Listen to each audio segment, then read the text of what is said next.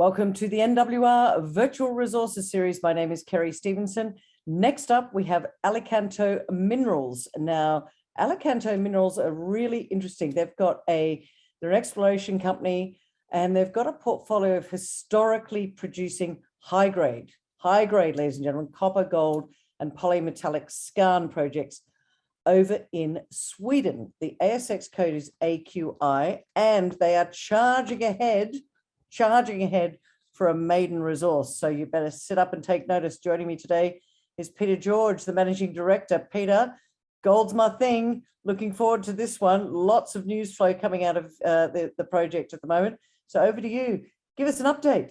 Oh, thanks very much, Kerry. I guess the massive opportunity here, but I'll just quickly bring up the disclaimer, which is, of course, on our website, and I'll draw your attention to the forward-looking statements. But I think that the thing to really start at the moment is, I mean, even though, Kerry, you're a massive gold bull, as you said, but I think probably the statement I'd like to make is that we've had a massive run on gold for quite a few years now.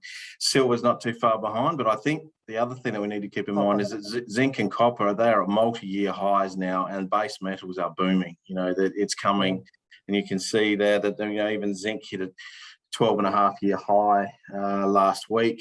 Copper has hit again multi-year highs today. So the massive opportunity, I think, with a couple of these projects that we've got on our way through. Why Alicanto? So look, there's really four things that I want the listeners to take away from the presentation today. So I've got two really high quality projects within a tier 1 location with historical high grade production, both within Sweden, and I'll talk a bit more about Sweden later for people that perhaps don't know much about it. But the two projects in question, we've got the Greater Falun Project, where we have our greenfields exploration for high grade copper and gold, but also polymetallic zinc, lead, silver. But also our Sala Project, which is our focus just at the moment, not taking anything away from Falun, but I'll go into why Sala is our focus. We have a high-grade silver, lead, zinc, and as you said at the start, we're charging ahead towards getting our maiden resource there in a couple of months. We have the right team, very experienced with recent success, and there'll be a number of people in here I'll show you in a slide who you recognise from companies such as Bellevue and the likes, with Steve Parsons and Ray Shorrocks and Mike Naylor very heavily involved, with Steve also being my major shareholder within Alicanto and has been a massive support since day one. And thirdly, look, over 1,000 years of geology turned on its head. For most of us Aussies, we don't think that far back as far as mining projects are concerned, but these projects have been well known for a long time over in that part of the world, but have been really somewhat ignored in the last probably 50 years, which is fascinating, and hence the opportunity that we have. But also with the application of modern exploration techniques for the first time, we see massive opportunities here. We're also well funded. We did a big fundraise towards the end of last year. We still have $3 million in the bank at the end of August.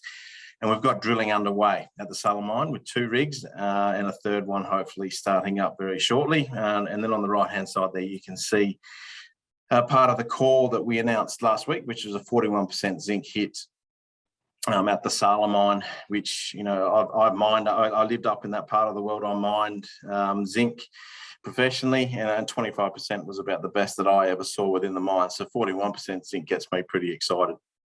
Would that be one? That's a massive hit, isn't it, Peter?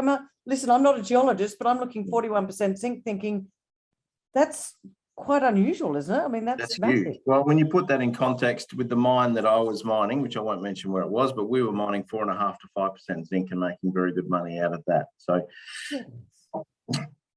use your imagination. Yeah. Just quickly on a corporate snapshot for Alicanto. So shares on issue, 328.9 million shares, 108 million share options and performance rights out there with a strike price between up to 25 cents. Share price as of the 13th of October was 12 cents. I think we're up around the 13 cents today. We did have a bit of a boost last week on the back of our last announcement, which has slightly come back a bit, but a market capitalisation in the order of $45 to $50 million. Top 20 shareholders controlling over 50% of the company, with, like I mentioned, a substantial shareholder in there being Steve Parsons at 8%. And massive support from me, all of those guys in that top 20, very stable. And for those of you that might not know, Steve Parsons is Bellevue Gold, very successful gold company here in Australia. Correct. So there he is there on the right-hand side. So he's our corporate consultant, managing director for Bellevue. But also within there, some other people you might recognise, being Ray Shorrocks as my non-executive chairman.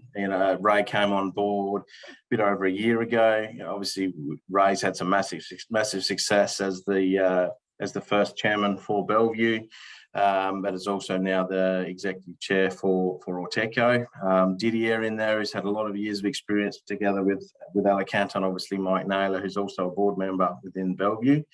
But probably the two more unknown entities in there being myself as managing director and Eric Lundström, our chief geologist. So Eric's based over there in Sweden. For those of you that don't know us, Eric and I both started as graduates. He is a graduate geologist and myself as a graduate mining engineer in Boliden in 1995. So that's how far back we go with each other. And I ended up staying there for 6 years, managing a couple of their big zinc and copper projects. And Eric stayed on as chief geologist for Boliden and had 6 major discoveries in his own right. So when I approached him a number of years ago, together with Steve, we said, look, Eric, it's time for you to come over and do one for you and for me. And he said, righto, let's go. So we're currently working on his 7th major discovery with Alicanto. Sweden, like I promised, look, it is a tier 1 mining jurisdiction, and I'll argue with anybody that doesn't think the same as I do. But for those of you that don't know, so we've got basically 3 major mining areas within the country. You've got the big iron ore mines and the big copper gold open pit up in the north. You've then got the Skellefteå field with some big VMS projects and gold projects up there. And then in the more southern part, in and around Stockholm, you've got the Bergslagen district. And Bergslagen is famous amongst geologists for being one of the most mineralised places on Earth. So a very exciting area. And within that area, you've got you've had some really big mines, and with high metal content. You've had the Garpenberg mine, the Zinkgruvan mine, and of course Falun and Sala, which I find quite exciting when I tell our shareholders, we've locked away 2 of the major producing areas within the Bergslagen district. Garpenberg itself, they've got over 150 million tonnes of high-grade polymetallic ore sitting in front of them over 30 years, and it's only 50 kilometres down the road from Sala and Falun. So, but it's not only that, it's when you talk about mining and tier 1 mining jurisdictions, it's about its infrastructure. Infrastructure is second to none. I've got, multi-lane freeways running straight past the property. I've got, cheap power. It's all hydro power, down to less than 7 cents per kilowatt hour, high-speed comms, a very educated workforce and a very pro-mining workforce, all within an hour or 2 of Stockholm, and having big areas within, the towns of Falun and Sala and places like that as well. So the 2 project areas, we've got the Falun mine, which is up there. You can see we've got everything in and around there, which we call the Greater Falun area. So we've had a lot of success in what we're calling a greenfields exploration project. Now, in greenfields exploration projects, you've got to start from the beginning, and we've done a huge amount of work over there the last 2 years. We've re-engineered the geology to the point now where we've highlighted over 15 polymetallic copper gold skarn targets. We've now drilled 4 or 5 of those, have hit very high grade copper and gold. Haven't hit the widths that we would like to see yet to make it economic, but in my opinion, you have to crawl before you walk. So that project is still going on very nicely. We have a bit of a pause in the drilling there at Falun, just simply because the Sala Project came along. But it was good from Falun's perspective as well, because it's given us time to go out, get more drilling applications in there, and we're expecting big things from Falun next year. So I won't talk too much about Falun anymore, but besides the fact you can see those very high grade intersections that we had there on the left-hand side. But Sala itself, and we're calling this more brownfields style exploration, which is, I guess if you know the Bellevue story, this is very similar type of thing. So when Steve and I were talking years ago, well, it's not that long ago, 2-3 years ago, about what we were wanting, we were looking for something with a very high grade and a large production profile, historic profile that we could leverage off, but also, if you pull back the layers of the onion, is there a lot of exploration upside on there? So, the parallels that we drew between Bellevue and Sala are quite amazing, actually. Sala itself, they produced over 200 million ounces of silver over about 400-500 years, only mined down to 290 metres, which in modern day mines is ridiculously shallow. And that was finished around in the early 1900s. They stopped mining there. Now, we've got a few theories as to why they stopped, because there's 1 or 2 drill holes along strike from Sala, 200 metres, with phenomenal grades of over 800 grams per tonne silver, 16% lead, and a couple of percent of zinc, which is, you back calculate that into gold. I'll let you do that yourself, but it's very, very high grade. And then there's no drilling beneath Sala itself. So, we see some massive opportunities there. But then when we started digging further, we realised that there were other parallel lodes and also lodes that were running at along the edge of the granites. And as we pulled that information apart, which is the majority of it's not publicly available, and we've accessed that information and starting and released a number of those drill holes earlier in the year, plus also starting that 14,000 metre drilling program at Sala, with the aim of, well, first of all, proving to ourselves that it was there, but also to getting the Maiden resource out in the next couple of months. So as far as that drilling is concerned, we've had some amazing hits. As I said, we've hit the 41% zinc, which we released last week together with 633 grams per tonne silver. The average grade that was mined in Sala before they closed down was 1,244 grams per tonne silver. Granted, this would have been a handheld mining style, which you would be unlikely to see those sorts of grades today, but still a very, very high grade historical producing mine. So moving on, as I said, drilling underway at Sala, the bonanza grades that we released. So you can see there, not only do we have those very, very high grade narrow intersections of the 41% zinc, but there's also, large intersections of, over 37 metres at 6.1% zinc, 50 grams per tonne silver. There's 14 metres at 7.6% zinc at 30 grams. So, from a mining engineer's perspective, this gets me really excited, because not only can I see the narrow vein style, Bellevue style, high grade type mining opportunities, but there's also bulk mining opportunities within this as well. So, as we get closer and closer to getting our resource together, and we start to understand what the models actually look like, it's becoming fascinating. Moving on, so this slide shows us a little bit more detail about Sala. So on the left-hand side there, you can see the plan view of Sala itself. What people don't really understand is the Sala mine here, hopefully you can see my cursor, but that blue blob there, that was Sala. They pulled 5 million tonnes of that over from the 1500s through to the early 1900s, over 200 million ounces of silver, 35,000 tonnes of lead.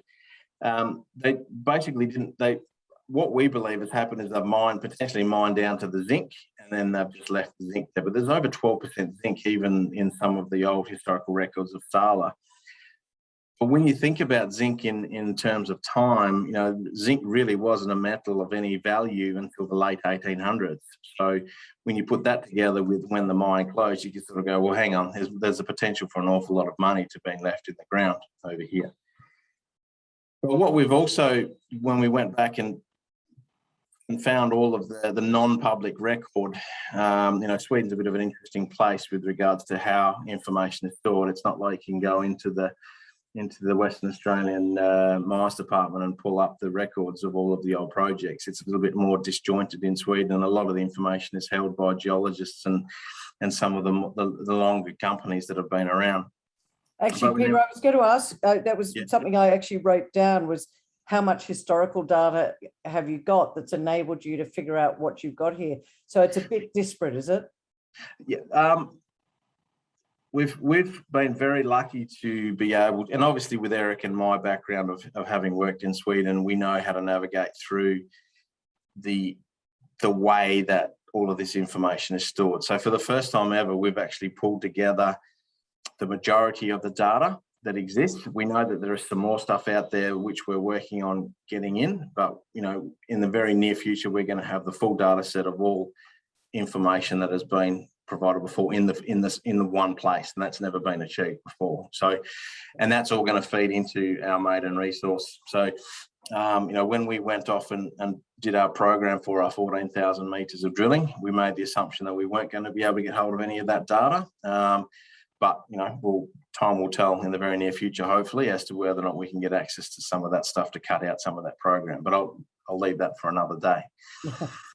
But the plan view there on the left-hand side, so if you have a look at our target area for our current, for our Maiden resource target area, is that red blob there. That's only 500 meters in strike by about 600 meters depth is our current level of drilling. The majority of the historical data that we have released is quite high up, sort of in the top 200 odd meters, with a couple of the Toomey holes, which is an old TSX company that managed to get a couple of very high-grade hits in there before they went by the wayside at the end of the TFC. But so our main focus is that particular area. If you do your sums of that, keeping in mind that the area of the current resource that we're looking at, there's a mineralized zone sitting within limestone that's anywhere up to 250 meters wide, with multiple stacked lenses sitting within it. So, the mineralization is going to pinch and swell within that particular area, but the clever investor can actually, I can't tell you, but the clever investor can work out what size of potential maiden resource we're actually looking at within here. This is going to be a matter of how high is the grade going to be, which as you can see by the results down the right-hand side, we've had some amazing hits. So that's the phase one side of the drilling that we're doing. So we'll have that maiden resource out hopefully within the next couple of months, but we're not going to be stopping there. So the phase two and the phase three. So phase two is going to be the extensions of that. We've down to the south here, there's some phenomenal hits, even 600 meters away, not far from surface, that I've released earlier.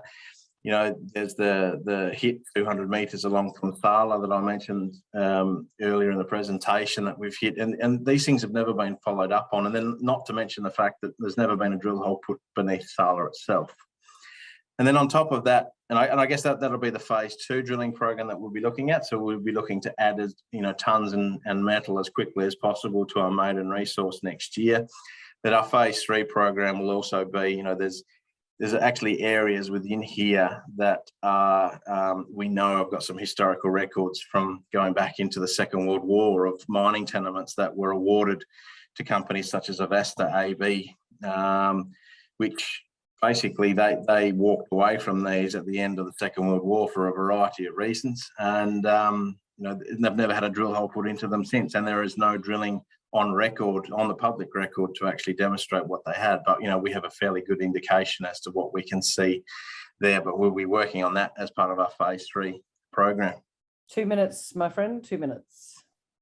I didn't think I was been talking for that long.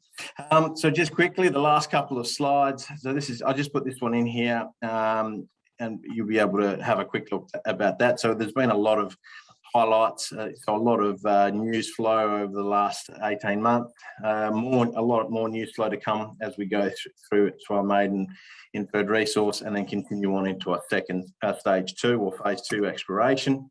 But I guess this is the last slide, so timed it well, and I really want people to walk away from this presentation with, these sorts of last sorts of things in their mind. We've got zinc, silver, lead, and copper, all at, multi-year highs. The historic Sala mine was only mined down to 290 metres for being closed in the early 1900s, produced over 200 million ounces of silver at a very, very high grade. It's owned 100% by Alicanto. We've got 2 drill rigs spinning at the moment, a third one about to start, a maiden JORC resource anticipated in the coming months. It's open at depth and along strike in all directions. And then on top of that, we've also got Falun coming next year as well. Not to mention all the very high grade, as we can see there in the table below. So I think a phenomenal performance over the last 12, 18 months as far as what we've discovered, and looking forward to doing more of that as we go. Peter George, thank you so much for that. Now, ladies and gentlemen, you can ask questions in the Q&A panel at the bottom of your screen, and we've got a couple coming in here at the moment. That zinc result, that 41% was, I've never heard of someone finding that much, but maybe I don't know. Tell us about the significance of the recent zinc results announced at Sala. How significant is that? Bloody significant, I think. It's a phenomenal result, really. And these polymetallic ore bodies, they call them all-weather ore bodies because, when one metal is up, the other one can be down, or, you can get scenarios where they're all up at the same time. So just from a mining perspective, it just really adds to the possibilities. What we're seeing down in the hole, so down in the drilling is, we're having zones which can be high in zinc or could be high in silver, and they could be like 10 meters away from each other in these multiple stacked lodes.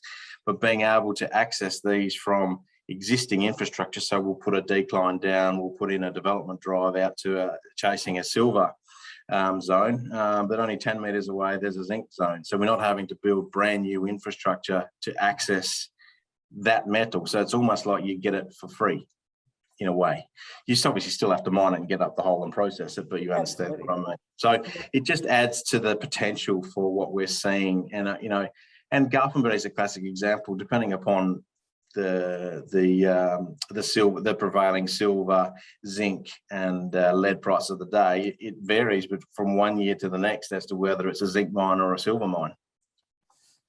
You said earlier, Peter, in the presentation that you believe that Sweden is one of the best jurisdictions globally. Take out everywhere else, Sweden is it.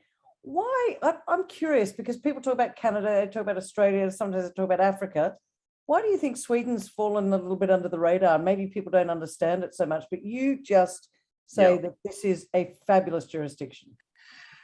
Well, I guess it's a fabulous jurisdiction, but it's also from an opportunity perspective. So, you look at it, as I mentioned in some of the earlier slides, all the infrastructure that I require is there. I don't need to build any new roads. I don't need to build airports. I don't need to educate a workforce. We roll up and we do the work, and off we go. But I guess from an opportunity perspective, it's been well and truly overlooked for a couple of reasons. It's I should probably talk about a couple of dates, and probably the most important one being 1992. So 1992, they changed the law in Sweden, and prior to that, you needed to either be a Swede or a Swedish company to actually own tenements within the country. Aha. Okay. And they also changed the law at the same time that any company that had exploration data pre-1992 were not legally obliged to provide it through to the Swedish Geological Society or the state.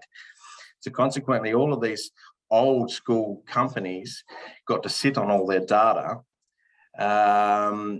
which has made it very, very difficult for any new players coming in. So obviously, if you have an understanding of how that system works and you can work your way around it, and obviously having an ex-chief geologist for one of the major mining companies helps, you can work your way through all of these things. So, these guys are in Sweden, they've been sport for choice with regards to some really, really big, beautiful projects up there that have been mined for the best part of 1,000 years. As a mining company, these are the sort of things that you want to get hold of. But it also means that the stuff that, if it had been in Australia, it would have had 200,000 metres worth of drilling put into it and mined out probably 50 years ago. and be an awful lot bigger than what it is now, that are just sitting there, you know, and some of the big boys in Sweden are going, well, you know, we're really interested in that, but we've got our plate full with a couple of big projects that we already have. We know they'll still be there in 50 years' time. We'll come back to them later. Right. So, you know, for a little company like Alicanto to come in and be able to leverage off of that, and you know, it's massive. For investors that are looking at Alicanto and saying, oh, you know what, that sounds amazing, especially that zinc hit, maybe there's a lot more to come. What would you say in terms of what's the upside for them at the moment coming into Alicanto right now? Yeah, no, that's a good question. And I'm somewhat restricted in what I can talk about until the point in time I have a resource. Yeah. So really all I can talk about is the opportunity that I see, and predominantly the drill hits that we have and the historical intercepts that we've been talking about. It's very difficult for me until we actually stitch together the resource and tell people what sort of tons and what sort of grade we're dealing with to, you know, and then once I've done that, people can make their own decisions as to what sort of value there is within the organisation. Sure. But I think, you know, if you look at the way that the market is built, and you have a lot of fundies, you know, I talk to a lot of fundies about jumping on board into Alicanto and said, absolutely love the story. You know, as soon as you get your good results and your resource out there, you know, we're in like Flynn. Right. But, you know, their charter won't allow them to actually invest until they get, you know, until we get to that resource size. So I see the opportunity there for, you know, for the mums and dads investors, if they're wanting to jump on board, you know, and you're prepared to take a risk, before everything is, well, before it is de-risked with a resource out there, you know, we see the value in Alicanto being significantly higher than what it is today. And at that point, when we have the resource, I can actually go out there and start comparing what we have to other projects out and around the world. And I think that the market is going to be surprised when we start talking about numbers. Well, we have run out of time, Peter George, but my goodness me, what a project you've got your hands on. Good luck up there in Sweden. Not that you need it, because it's, what was it, 41% zinc and all those other high-grade hits. Have fun. I'll be watching with the news flow with Bated Breath. I think it's a fantastic project. Congratulations. Thanks for joining us at the NWR Virtual Resources Series. Good on you, Kerry. Thanks for your time.